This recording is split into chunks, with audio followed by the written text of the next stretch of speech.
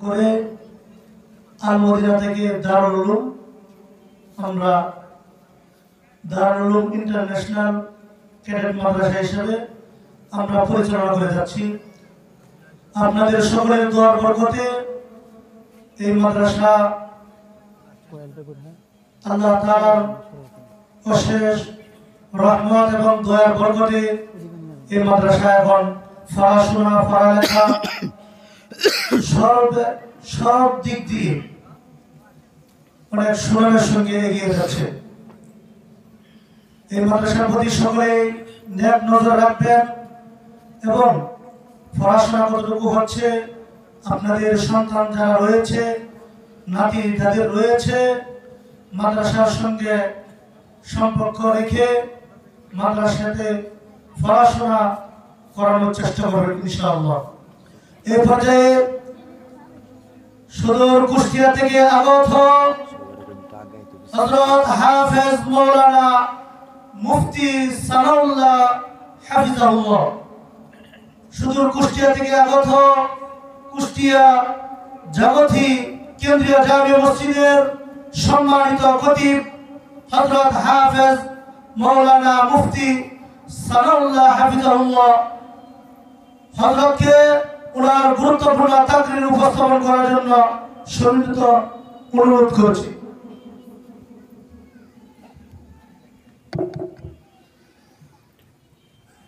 السلام عليكم ورحمة الله وبركاته. الحمد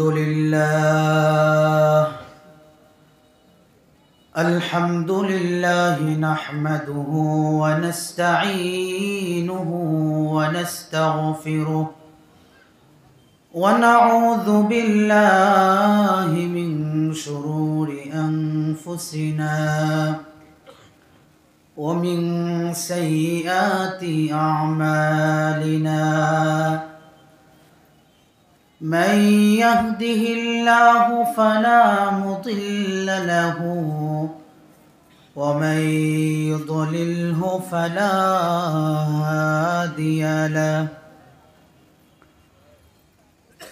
ونشهد أن لا إله إلا الله وحده لا شريك له، ونشهد أن سيدنا وسندنا وحبيبنا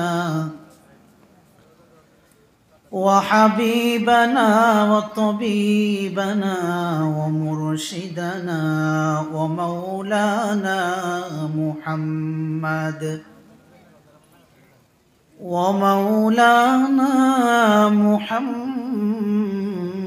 محمدا عبده ورسوله،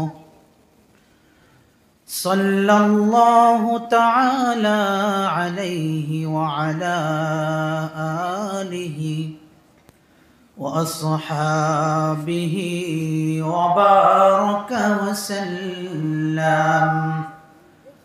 وبارك وسلم تسليما كثيرا.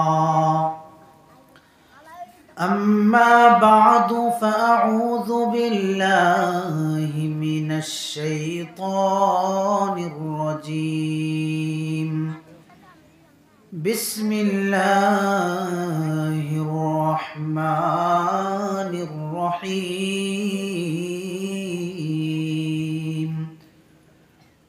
وذكر فإن الذكرى تنفع المؤمنين.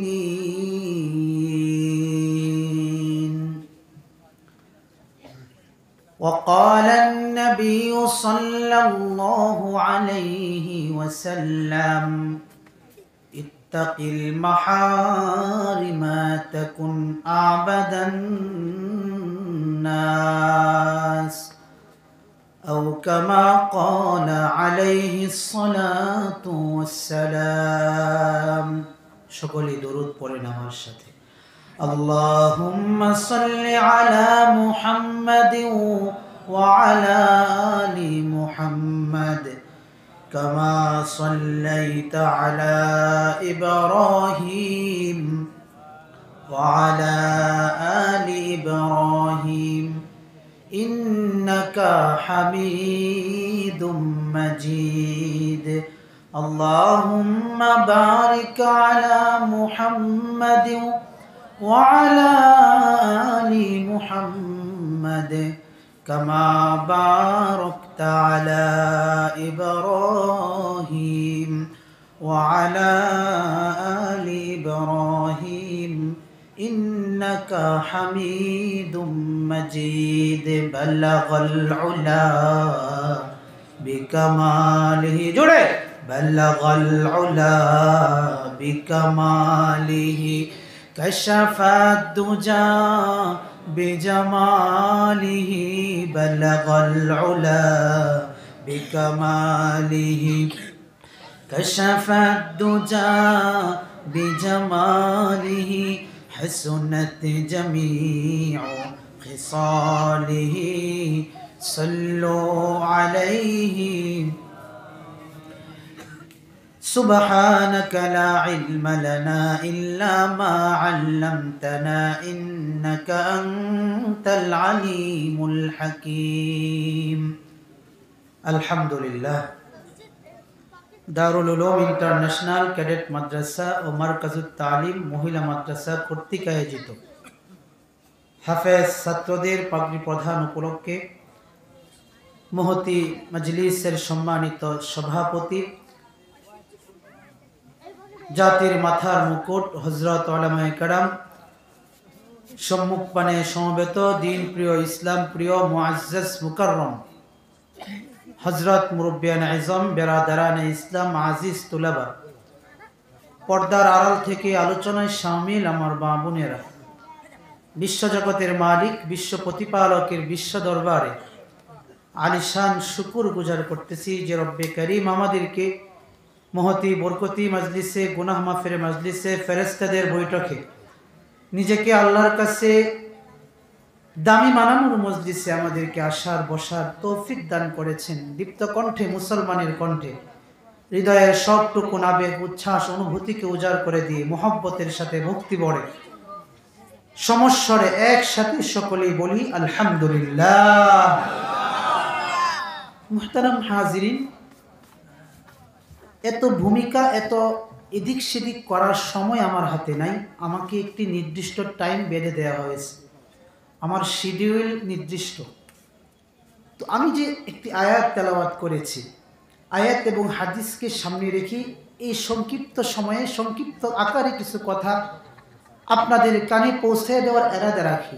আল্লাহ তাআলা যেন যে কথাগুলো বলবো এই কথাগুলোর উপর প্রথম আমাকে আপনাদের সকলকে পর্দার আড়াল থেকে যে সমস্ত মা বোনরা শুনতেছেন তাদেরকে সকলকে কথাগুলোর উপর আমল করার তৌফিক দান করেন। সকলেই জবান ছেড়ে দিয়ে বলেন আমিন।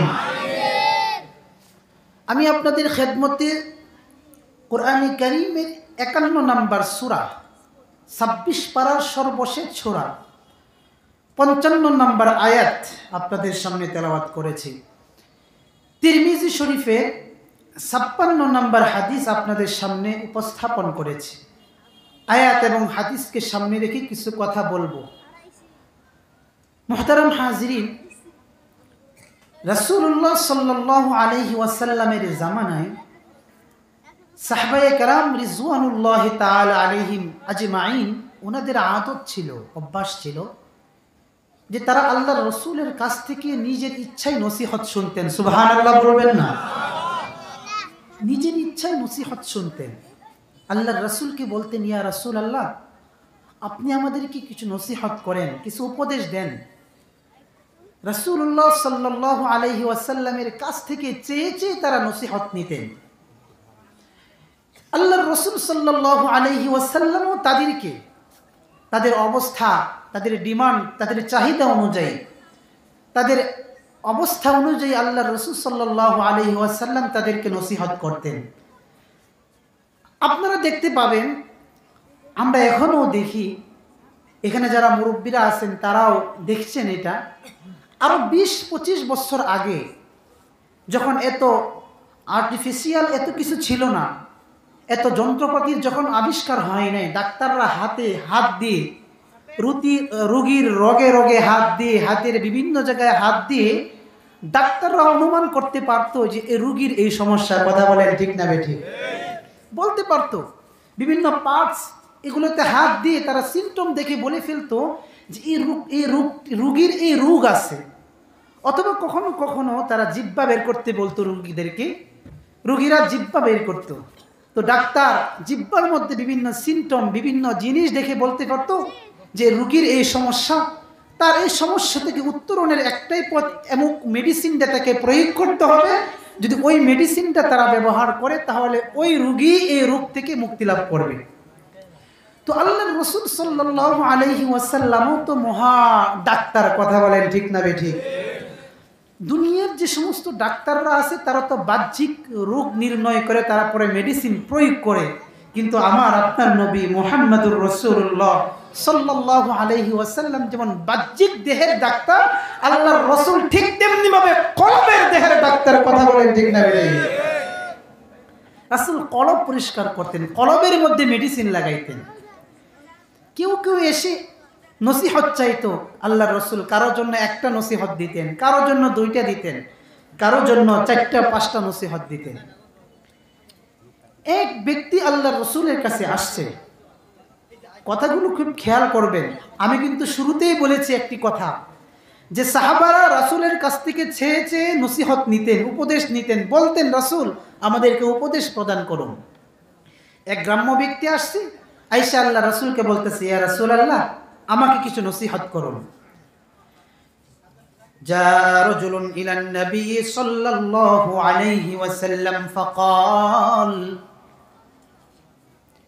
দূর দেশ থেকে, মরুভূমির অঞ্চল থেকে, গ্রামীণ পর্যায়ের এক ব্যক্তি আল্লাহর রাসূল সাল্লাল্লাহু আলাইহি ওয়াসাল্লামের কাছে এসে বলতেছে, ইয়া রাসূলুল্লাহ আমাকে এমন একটি আমলের কথা বলে দেন, এমন একটি উপদেশ আমাকে দেন, লম্বা চূড়া কোনো কথা নয়, লম্বা কোনো আলোচনা নয়, লম্বা কোনো তালিম নয়, ছোট্ট করে একটি উপদেশ আমাকে দান করেন, যে উপদেশটা আমি আমার জীবনের রিয়েল লাইফে প্রয়োগ করতে পারবো।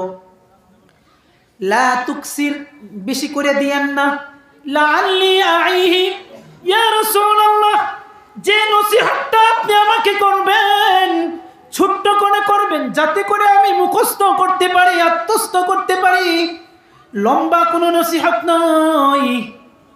আল্লাহর রাসূল তো মানব দেহের রোগের ডাক্তার। কথা বলেন ঠিক না বেঠিক?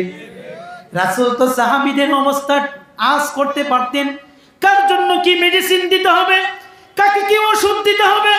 আল্লাহর রাসূল সাহাবীদের চেহারা দেখে বুঝতে পারতেন। আল্লাহর রাসূল ওই গ্রাম্য সাহাবীকে নসিহত প্রদান করতেছেন। আল্লাহর রাসূল দেখতে পাইলেন ওর চেহারার মধ্যে রাগের আভাস বেশি, বেশি বেশি খালি রাগ করে। আছে না কিছু পাবলিক, কিছু ভালো কথা বললে ও রাগ করে, খারাপ কথা বললে ও রাগ করে, তার মুখের মধ্যে মনে হয় জন্মের ফোনে মিঠা দেয়নি। ঠিক না বেঠিক? জন্মের পরে তার মুখের মধ্যে কেউ মিষ্টি দেয়নি। ভালো কথাও তার ভালো লাগে না, খারাপ কথাও তার ভালো লাগে না। এই জন্য দেখবেন যারা ইসলামের দুশমন আছে এদের কাছে কোরআন ভালো লাগে না। ঠিক না বেঠিক?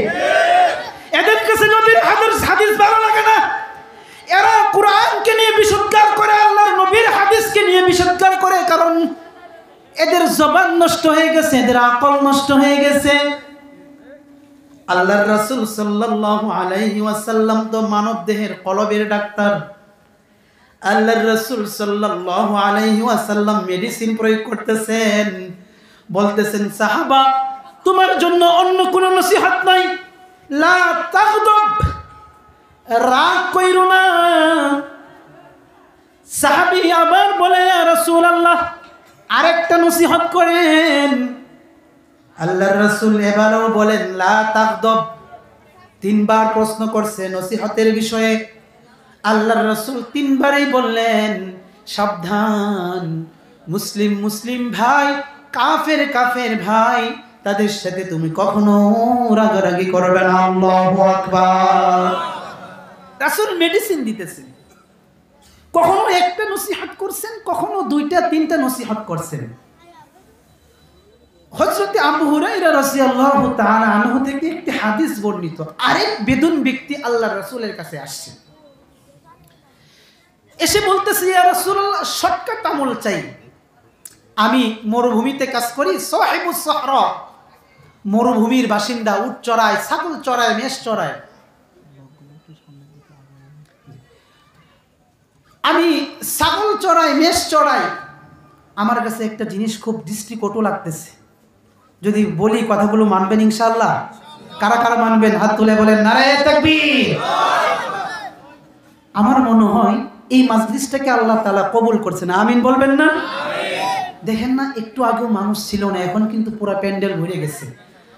এই যে যারা দাঁড়িয়ে আছে, এটা মাহফিলের আদবের খেলাফ।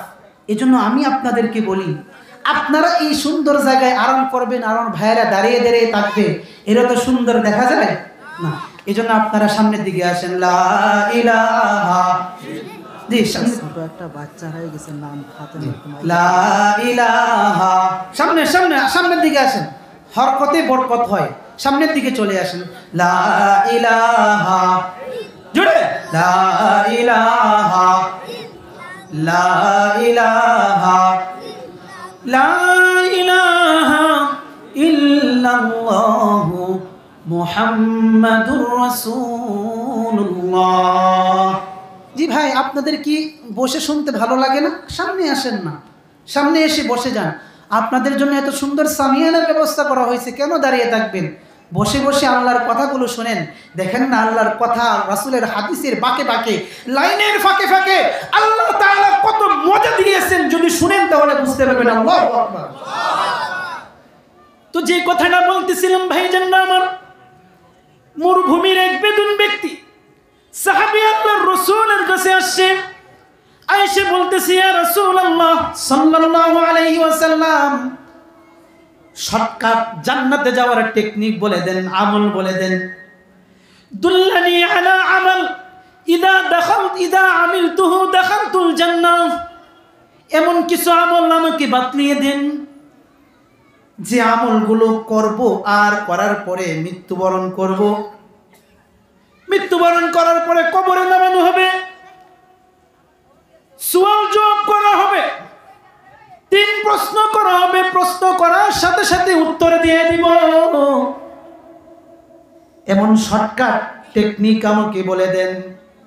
আল্লাহর রাসূল সাল্লাল্লাহু আলাইহি ওয়াসাল্লাম বলেন, যদি জান্নাতি কাফেলার সদস্য হতে চাও, যদি শর্টকাট আমল করে জান্নাতে যেতে চাও, তাহলে কিছু আমলের কথা তোমাকে বলে দিতে চাই।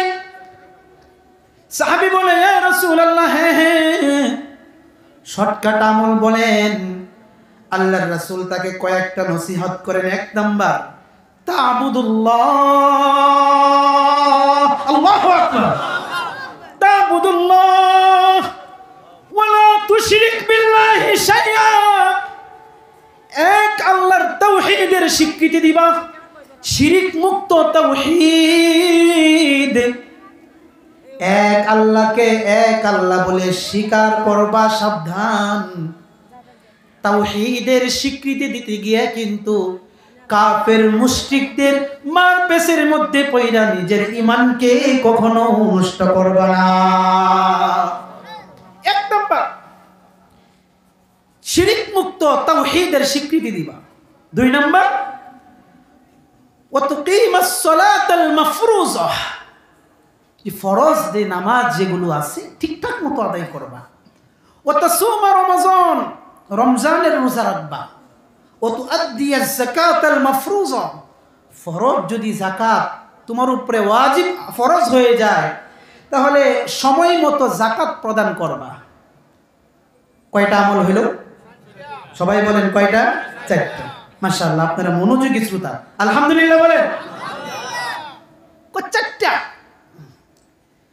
বেদুন সাহাবী, গ্রামীণ সাহাবী, 4টা কথা আল্লাহর রাসূলের কাছ থেকে শ্রবণ করছে, মনোযোগ সহকারে শুনছে। এবার রিয়েল লাইফে সেটাকে বাস্তবায়ন করার জন্য আল্লাহর রাসূলকে বলে যাওয়ার সময়, ইয়া রাসূলুল্লাহ লা আযীদু আলা হাদা, আপনি যে আমাকে জান্নাতে যাওয়ার শর্টকাট আমল শিখিয়ে দিয়েছেন, এই শর্টকাট 4টা আমল আমি আমার বাস্তব লাইফে প্রয়োগ করব, বাড়াবো না, যা বলছেন তাই করব। তার মানে কি তার আমলের মধ্যে নফল আছে? জুড়ে বলতে হবে, নফল আছে, দান সৎকার আমল আছে।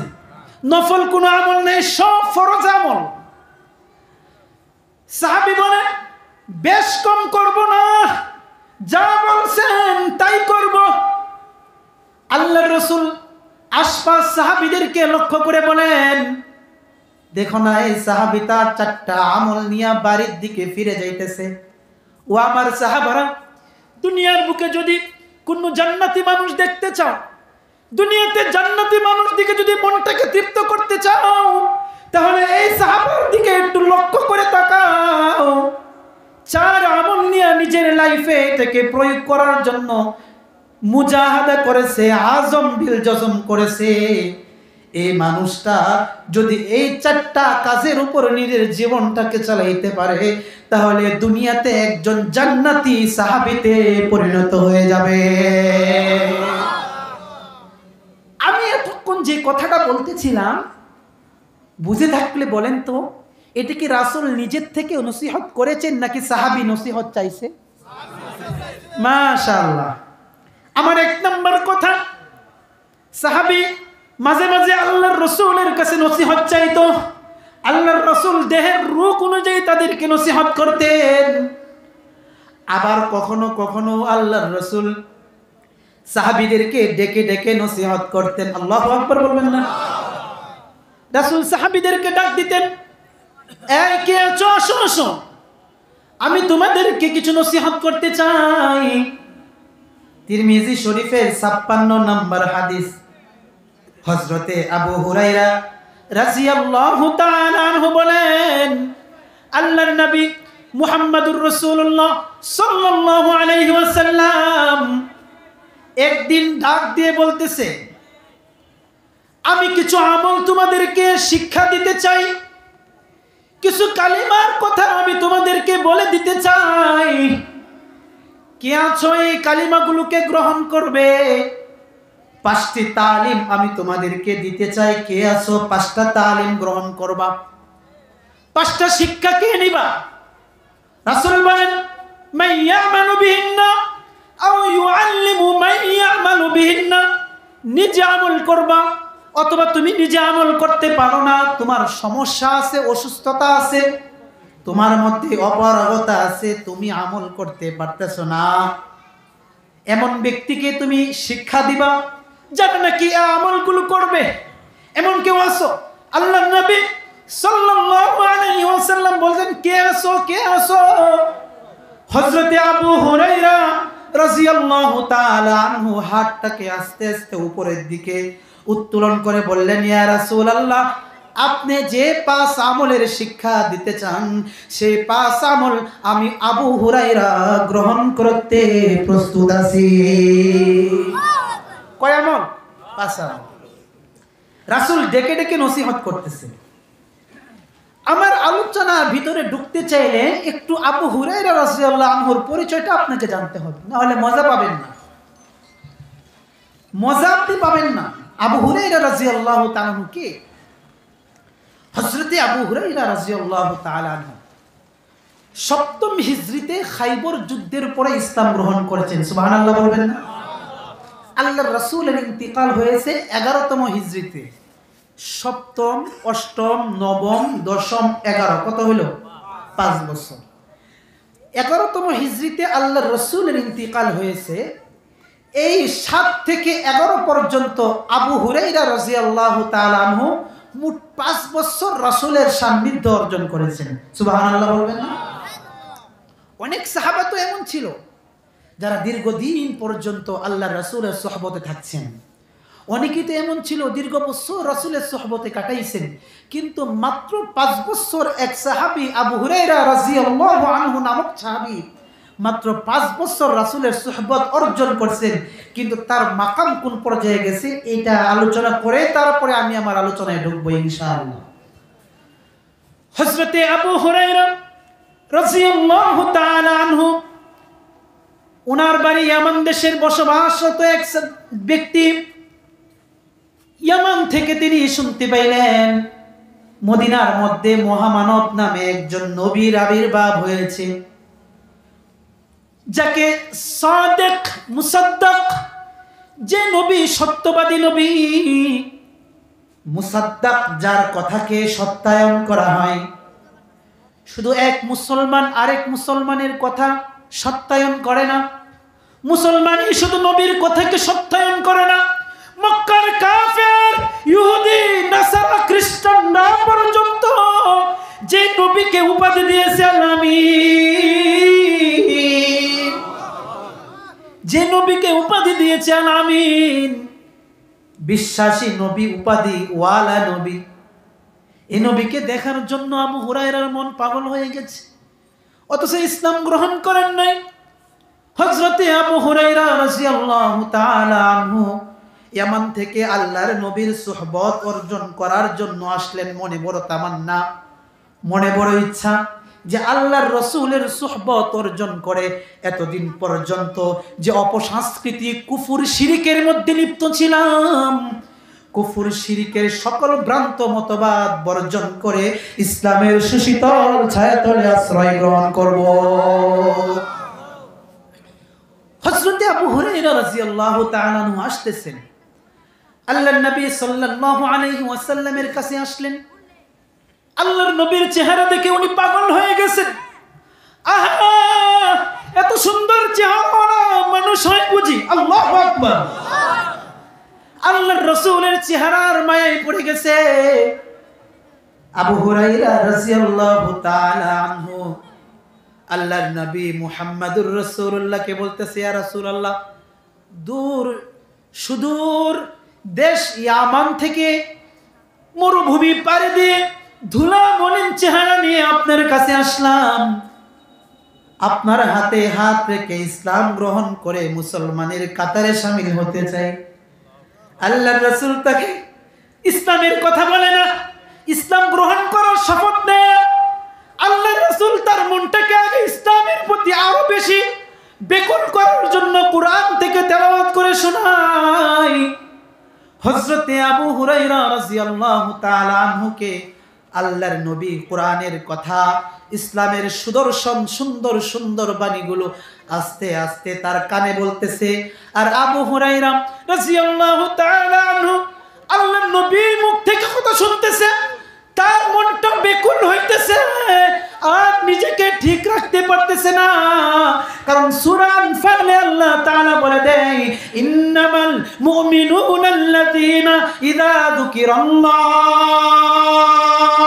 ওয়াজিলাত কুলুবুহুম ওয়া ইযা তুলিয়াত আলাইহিম আয়াতুহু যাদাতুহুম ঈমানা ওয়া আলা রাব্বিহিম ইয়াতাওয়াক্কালুন।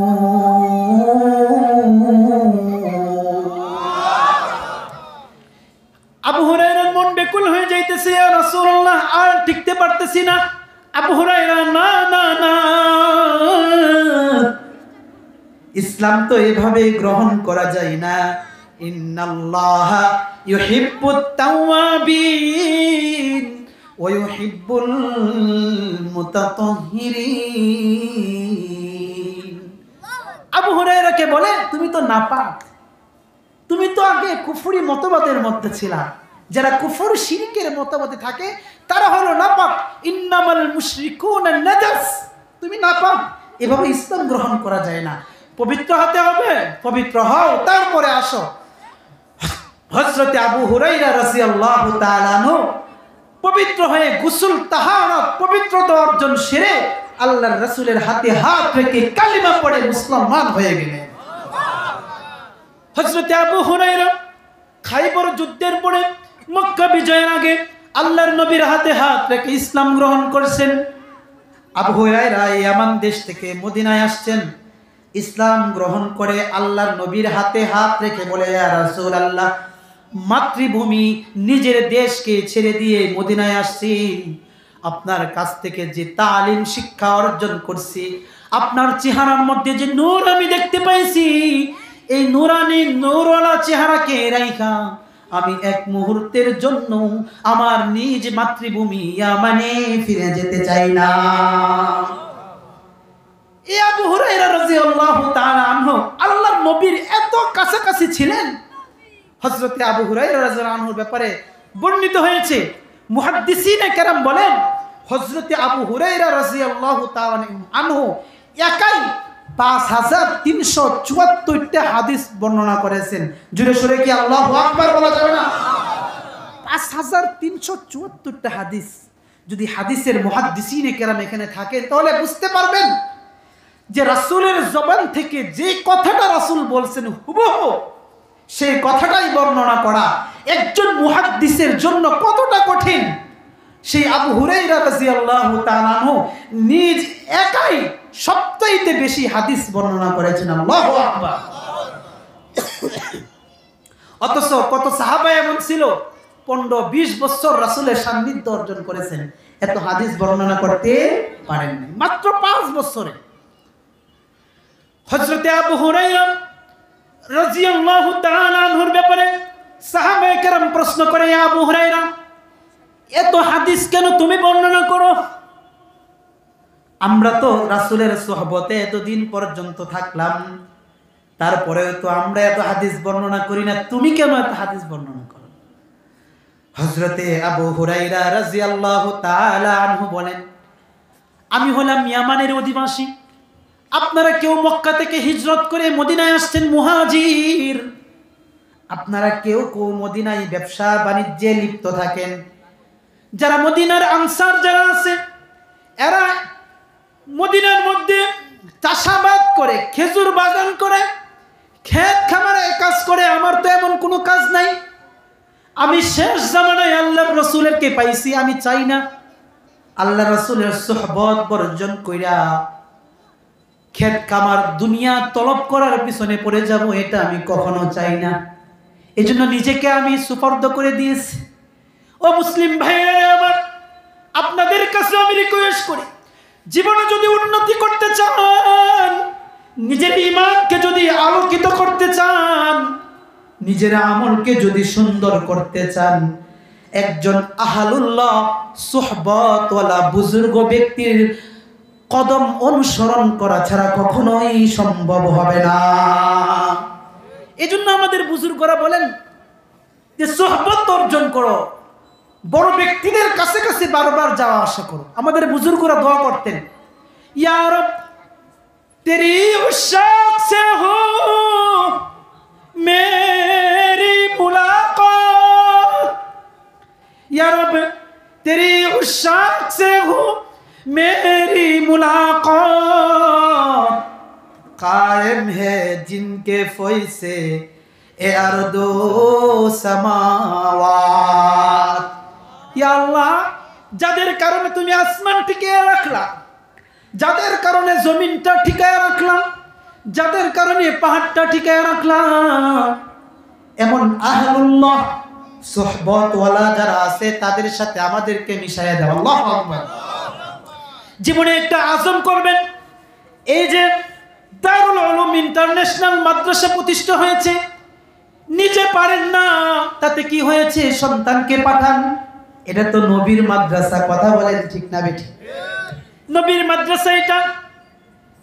মসজিদ হলো আল্লাহর ঘর, মাদ্রাসা কার ঘর? জুড়ে বলতে হবে কার ঘর?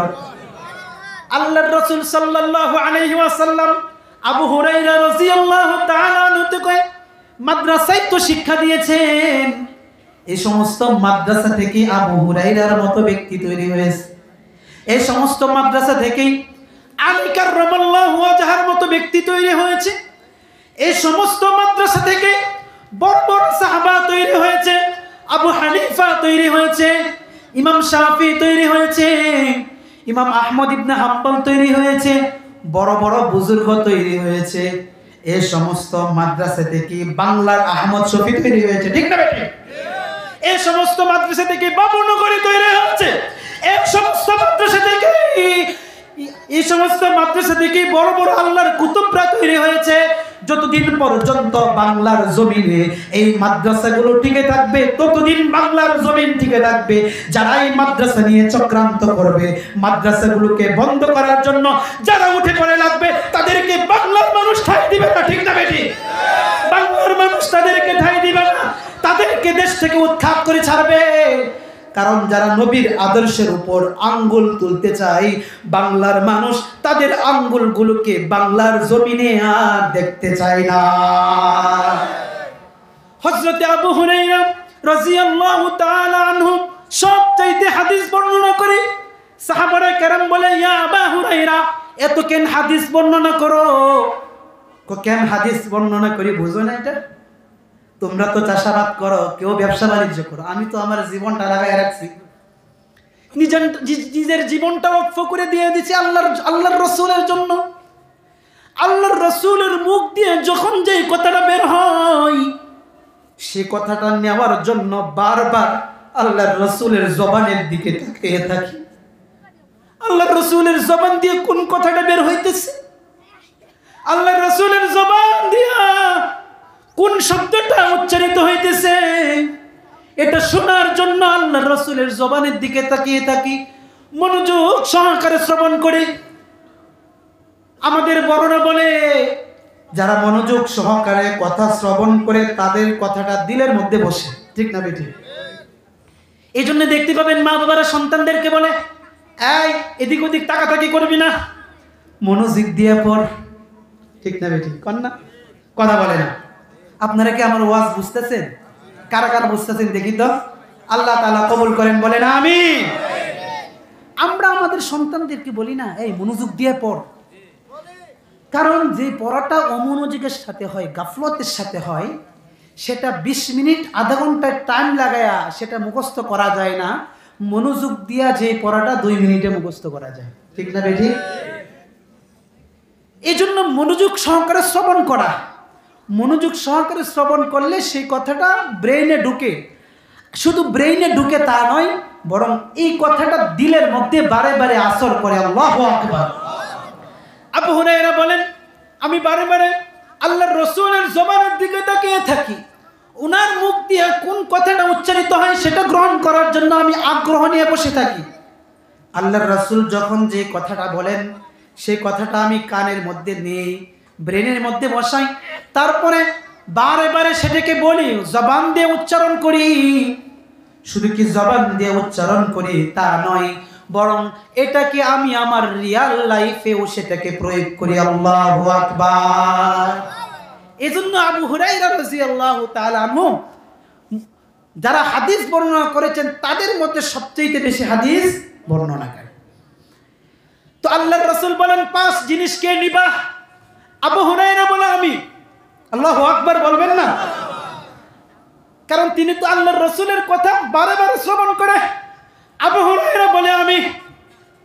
রাসূল সাল্লাল্লাহু আলাইহি ওয়াসাল্লাম তার আগে বলে, যারা হাদিসগুলো গ্রহণ করবা, 5 নসিহত শুনবা, তাদের উদ্দেশ্য করে বলি, পারলে তুমি আমল করবা, অথবা তুমি যদি আমল করতে না পারো তাহলে যারা আমলের প্রতি আগ্রহী তাদেরকে শিক্ষা দিবা। একটা পয়েন্ট, এটা একটা পয়েন্ট, খুব খেয়াল করেন, খুবই খেয়াল করেন। রাসূল কি বললেন? যে আমি তোমাদেরকে শিক্ষা দিব, পারলে নিজে আমল করবা, অথবা তুমি না পারলে যারা আমলের প্রতি আগ্রহী তাদেরকে আমল করতে বলবা। বাংলাদেশের একজন বড় বিখ্যাত, পৃথিবীর একজন বড় বিখ্যাত আলেমে দ্বীন ছিলেন মুফতি তকি উসমানী রাহিমাহুল্লাহ দামাত বারকাতুহু। উনার বাবা ছিলেন মুফতি শফি উসমানী রাহিমাহুল্লাহ, জগৎ বিখ্যাত একজন আলেমে দ্বীন। উনার এক কিতাব আছে তাফসীর মাআরিফুল কুরআন। ওই কিতাবের মধ্যে আসছে যে আল্লাহর রাসূল সাল্লাল্লাহু আলাইহি ওয়াসাল্লাম বলেন যে পারলে তুমি আমল করবা, না পারলে যারা আমলের প্রতি আগ্রহী তাদেরকে শিখাইবা। 1 নাম্বার, 2টি কথা এখানে। একটি হলো নিজে আমল করলে এটা আপনি সব পাবেন। ঠিক না বেঠিক? কথা বলে না? নিজে আমল করলে আপনি সব পাবেন। আরেকটা হলো আপনি আমল করতে পারতেছেন না, আরেকজনকে বলতেছেন, ভাই আমি তো এটা শুনে আসছি, আপনাকে বলতেছি পারলে আপনি আমল করেন। তাহলে আপনি আমল করলেন না, আপনি সব পাইলেন না, কিন্তু আপনি এই কথাটা আরেকজনকে বলার কারণে সে আমল করলো, সে সব পাবে কি পাবে না? আরো সহজ করে বলি, মনে করেন এই মাদ্রাসা, এই মাহফিল, এখানে আপনাদেরকে বললো ভাই মাদ্রাসা যে যতটুকু পারেন আল্লাহর ঘরে, আল্লাহ রসুলের মাদ্রাসায় দান করেন। আপনাদের কাছে টাকা নেই, কারো পকেটে টাকা নিয়ে আসেন নাই, কিন্তু আপনি কি করলেন? ভাই আমার কাছে টাকা নাই, আপনাকে বলতেছি আপনার যতটুকু সামর্থ্য আছে আপনি তাকে দেন, তাকে দান করেন, এখানে দেন। তো রাসূল বলেন আদ-দাল্লু আলাল খায়রি কাফাইলিহি। আপনি দান করতে পারলেন না, তাতে কি হয়েছে? আপনি নেক কাজ করতে পারলেন না, তাতে কি হয়েছে? আপনি যে আরেক ভাইকে ভালো কথা, ভালো কাজের কথা বললেন, সে দান করে যে পরিমাণ সব কামাইলো, আপনি দান না করে তাকে শুধু দাওয়াত দেওয়ার কারণে আপনি তার মতো সেই পরিমাণ আমল সব পেয়ে গেলেন। সুবহানাল্লাহ। এখন আপনারা মনে মনে ভাবতে পারেন একটা চালাকি, একটা সুযোগ পাইছি, নিজের পকেটে কোনোদিন হাত দিব না, সব কিছু খালি কি করব আরেকজনকে বলে দিব, কারণ ফ্রি একটা বোনাস পাওয়া যায় না, আরেকজনকে বলে দিলেই তো কি হয়ে যায়, বাঁচা যায়, সব তেমনি পাইতেছে। যারা এই সমস্ত চিন্তা করেন তাদের ব্যাপারে কোরআনে কারীমের 93 নম্বর সূরা দুহার 10 নম্বর আয়াতে আল্লাহ তাআলা বলেন ওয়া আম্মাস সাইলা ফালা তানহার। বাঁচার কোনো সুযোগ নাই, মনে করছেন বাইসে গেলাম, আরেকজনের উপরে সব চাপাইয়া দিলাম। আল্লাহ তাআলা বলে না না না, কেউ যদি তোমার কাছে কোনো কিছু চায়, মাদ্রাসার জন্য কোনো কিছু চায়, মসজিদের জন্য কোনো কিছু চায়, তোমার পকেটে টাকা আছে, তোমার সামর্থ্য অনুযায়ী কিন্তু যারা চাইবে তুমি তাদেরকে দান করবে। তাহলে বাঁচার সুযোগ আছে? বাঁচার সুযোগ আছে? সুযোগ নেই। তো ভাইয়েরা আমার, যে কথাটা আমি বলতেছিলাম, আল্লাহর রাসূল সাল্লাল্লাহু আলাইহি ওয়াসাল্লাম হযরতে আবু হুরায়রাকে বলেন, আবু হুরায়রা পারলে তুমি আমল করবা, যদি না পারো তাহলে যারা আমল করতে আগ্রহী তাদেরকে বলবা। আমাদের সমাজে কিছু কিছু ভাই আছে যারা নিজেরা নামাজ পড়ে না, কিন্তু আরেক ভাইকে নামাজের দাওয়াত দেয়। আছে না নাই? আছে না নাই? ভালো কথা বলে, ভাই নামাজে যান, তখন আরেকজন কি বলে, আরে সূরা তোরে তো কোনোদিন মসজিদে দেখলাম না, তুই আমরা দাওয়াত দিতে আসিস কেন? আছে না নাই? কথা বলে বলা যাবে না। সে আমল করে না, সে নামাজ পড়ে না, তার জন্য সে গুনাহগার হবে, কিন্তু সে তো আপনাকে একটু ভালো কথা বলতেছে, ভালো কথাটা আপনি রিসিভ করেন, অ্যাকসেপ্ট করেন। আমি এক জায়গায় বয়ানটা করলাম, বয়ানের শেষে একজন এসে বলতেছে, হুজুর কি করেন আপনি এটা? কি? তো আহলে হাদিস টাইপের, যারা নাকি কোরআন হাদিস খালি উপরে উপরে পড়ে, ভিতরে ঢুকতে চায় না, যারা কি করে শুধু উপরে উপরে লেভেল লাগায় যে আমি অনেক জানি। আরে কোরআনের মধ্যে পেয়েছি, যে দেখেন দেখেন, হাদিসের মধ্যে আছে, সহিহ হাদিসের মধ্যে আছে, দেখেন না। তো এমন এক ব্যক্তি আমাকে এসে প্রশ্ন করতেছে, হুজুর আপনি যে বয়ানটা দিলেন ঠিক হইল? কেন? ওই যে কোরআনে কারীমের সূরা সফফাত 28 নম্বর পারার 10 নম্বর পৃষ্ঠা, সূরা সফফের 2 নম্বর আয়াতে আল্লাহ বলে, ইয়া আইয়ুহাল্লাযীনা আমানু লিমা তাকুলুনা মা লা তাফআলুন। আমাকে প্রশ্ন, হুজুর দেখেন অর্থটা কি লেখছে, যে কাজ নিজে করো না সেই কাজটা কেন আরেকজনকে বলো? ওই যে খালি উপরে উপরে অর্থ বলছে, কিন্তু এটা কি জন্য বলা হয়েছে এবারটা তো এটা বুঝে নাই। ঠিক না বেঠি? এমন ফাসাদ সৃষ্টি করনেওয়ালা মানুষ আমাদের সমাজে আছে না নাই? খালি পেস লাগাইতে চায়, খালি কোরআন হাদিস উপরে উপরে তুলতে চায়। আরে বলদ, আরে মগা, কোরআন হাদিস করে উপরে উপরে লেভেল না, কোরআন হাদিসের প্রতিটি হরফের মধ্যে, কোরআনের প্রতিটা অক্ষরের মধ্যে, লাইনের বাঁকে বাঁকে মহাসমুদ্র আছে। তোমার মতো ডাক্তার আর ইঞ্জিনিয়ার এগুলোকে কখনো তালাশ করে পাবে না। এটাকে অর্জন করতে হলে মাদ্রাসায় পড়তে হবে, তাফসীর পড়তে হবে, গভীর জ্ঞান অন্বেষণ করতে হবে, তারপরে এগুলোর এলেম পাওয়া যাবে। ঠিক না বেটি?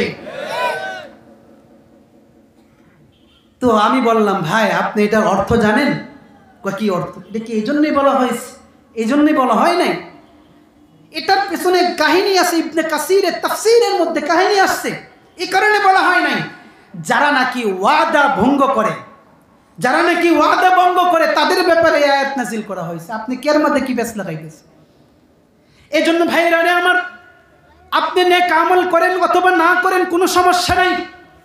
নেক আমলের কথা, ভালো কাজের কথা বলে দিবেন তো ইনশাআল্লাহ। কানে কানে তাবলীগের কথা পৌঁছে দিবেন।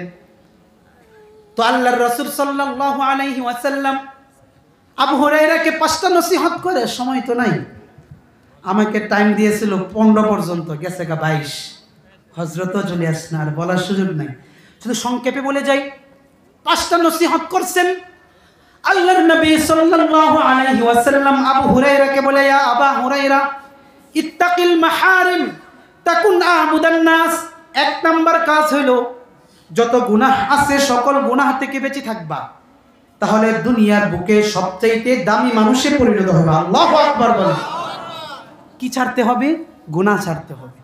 আমাদের মানুষ, আমরা মনে করি যে নামাজ পড়াটা ইবাদত, রোজা রাখাটা ইবাদত, জিকির করাটা ইবাদত, কোরআন তেলাওয়াত করাটা ইবাদত, তাহাজ্জুদ নামাজ পড়া ইবাদত, আমরা এটা মনে করি না। কিন্তু গুনাহ ছাড়াও যে ইবাদত, এটা আমরা মনে করি না। গুনাহ ছাড়াও একটা ইবাদত। রাসূল এই জন্যই বলতেছেন যে তুমি গুনাহ বর্জন করো, দুনিয়ার বুকে সবচেয়ে দামি মানুষে পরিণত হয়ে যাবে। খুব সংক্ষেপে বলতেছি।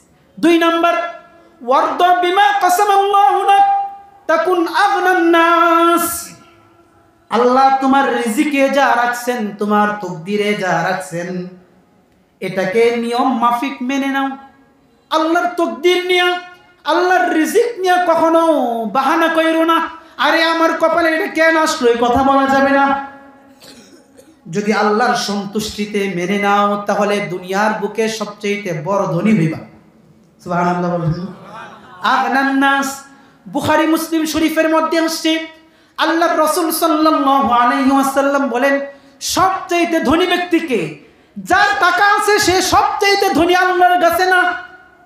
যার মিল ফ্যাক্টরি আছে, বড় বড় দামি দামি গাড়ি আছে, সে সবচেয়ে বড় ধনী না।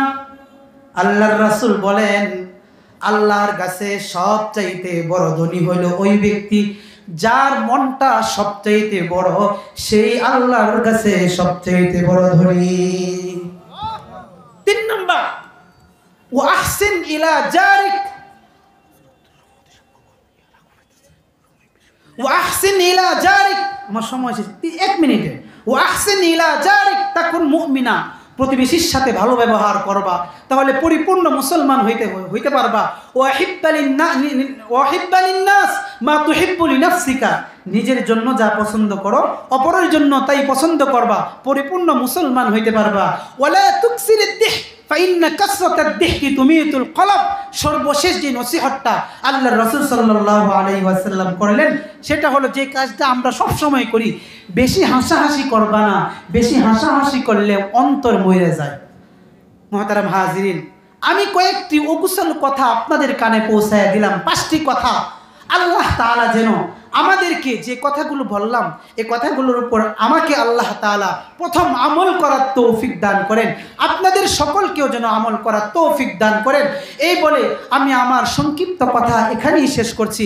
আপনাদের কাছে দোয়ার আরজি, আমার জন্য দোয়া করবেন, আমি আপনাদের জন্য দোয়া করি, মাদ্রাসার জন্য দোয়া করি, মাদ্রাসার জন্য আপনারা দোয়া করবেন।